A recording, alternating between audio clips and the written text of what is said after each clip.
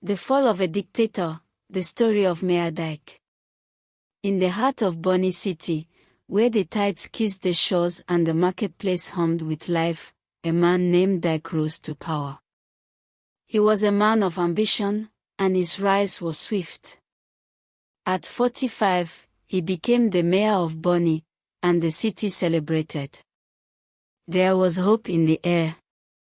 People believed the new dawn had arrived, that the city would finally flourish under the guidance of someone who seemed both intelligent and determined. At first, Dike played the part. He visited neighborhoods, smiled at the people, and gave promises of prosperity. The citizens welcomed him with open arms, unaware that behind his charm was a mind calculating power, control, and wealth. Dike's ambition was like a fire, warm at first, but quickly consuming everything in its path. Soon, the truth became clear.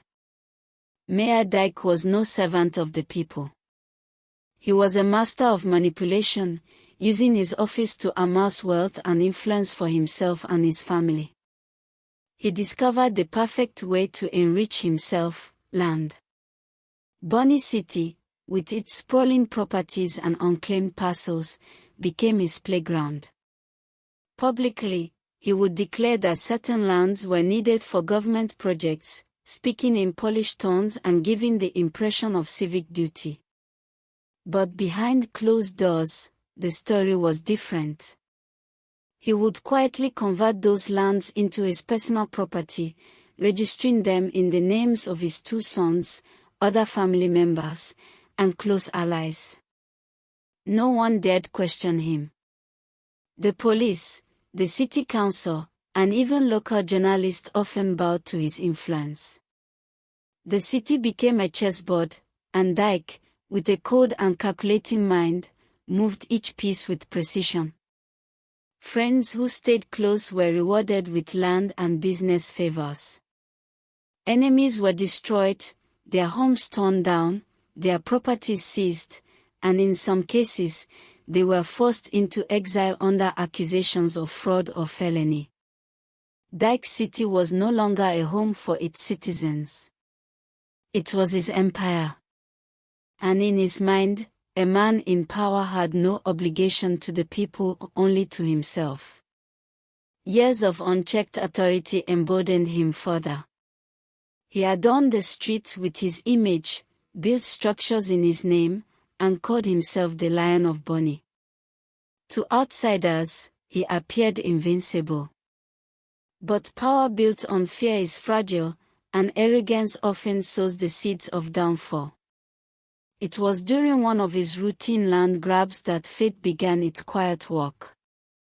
At the edge of the city lay a beautiful property, owned by a retired military general. Unlike other properties, this land had history, honor, and respect. It was a symbol of service and integrity, a rare thing in a city increasingly dominated by greed. Mayor Dike, seeing the opportunity for more personal gain, sent word declaring the land needed for government purposes. He planned, as always, to secretly register it under his family's names once the public and government records had been manipulated.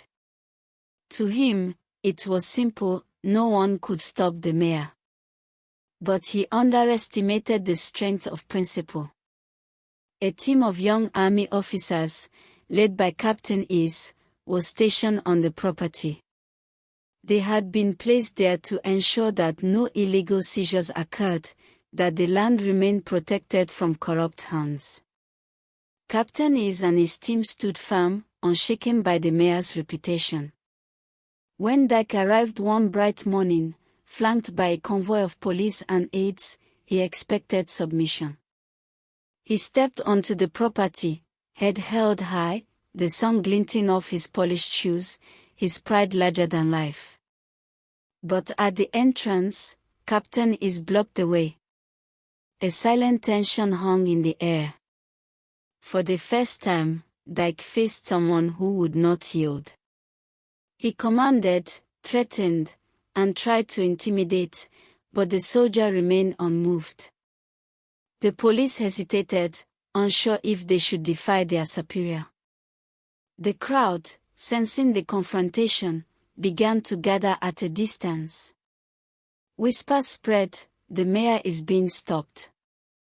Dike's fury burned, but he could not advance. His face, usually a mask of control, betrayed embarrassment and shock. For a man who had never been refused, this public denial was unbearable. He realized that Captain Is and his men were not just soldiers, they were guardians of justice, and their loyalty was not for sale. The mayor turned away that day, but news of the confrontation spread like wildfire. Citizens who had long suffered under his rule felt a new sense of hope. They saw that even the most powerful man could be challenged.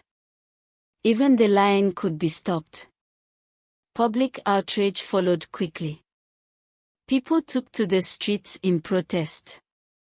At first, the demonstrations were small, but they grew larger each day. Citizens carried placards demanding that Dike resign. The chants echoed through Bonny, shaking the walls of the mayor's office. The press, once cautious, began reporting on the mayor's abuses. Investigations uncovered the extent of his land grabs. People learned that properties he had claimed as government land were secretly being registered in the names of his sons, his relatives, and his friends. Families that had lived for generations on their lands were forced to flee. Businesses were lost. Dreams were destroyed, all to enrich one man and his circle. Pressure mounted from all directions. The state government could no longer ignore the growing anger.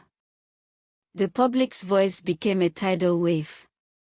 Even some of Dike's closest aides began distancing themselves, unwilling to be associated with his legacy of greed and fear. The protests intensified, lasting days and nights. Bonny's streets became a sea of determined faces. Farmers, traders, workers, and even young students joined together. They demanded justice not only for the general's land but for every plot seized and every life disrupted by Dike's ambition. Meanwhile, the mayor grew desperate. His usual tactics, intimidation, bribery, threats, no longer worked. Captain Is and his men remained vigilant, the city press reported every incident, and the people refused to be silenced. Finally, under immense pressure, Mayor Dike had no choice. On a grey morning, when the sun barely pierced the clouds, he released a statement resigning from office. The words were brief and cold, but the effect was monumental. Bonny erupted in celebration.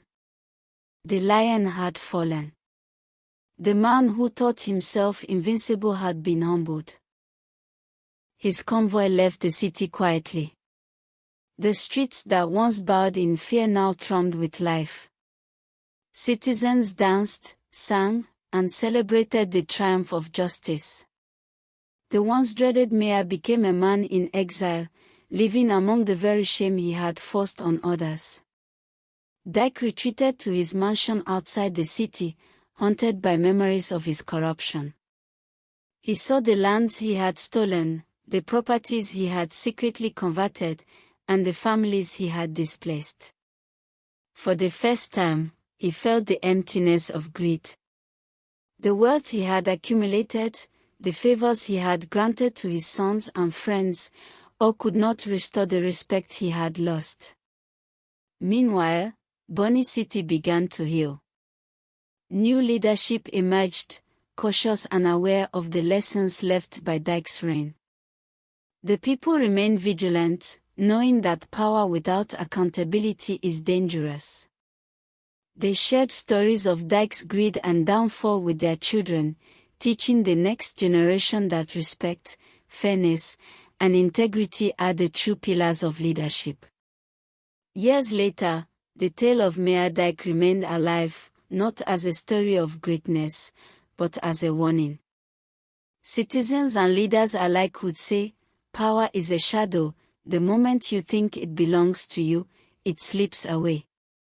The land that Dike had coveted, the properties he had secretly claimed, were restored where possible, and the families who had been wronged received justice. Captain Isa's courage became legendary, a reminder that even a single act of integrity can challenge tyranny. And so, the city of Bonny moved forward, wiser, stronger, and united. Mayor Dike's story lived on, echoing a timeless truth: authority built on fear and deceit can never withstand courage, principle, and the voice of the people. The moral of the story became clear to all. Leadership is not measured by the fear you inspire, the lands you seize, or the wealth you accumulate. True power lies in service, fairness, and humility. Those who forget this, like Mayor Dike, are destined to fall.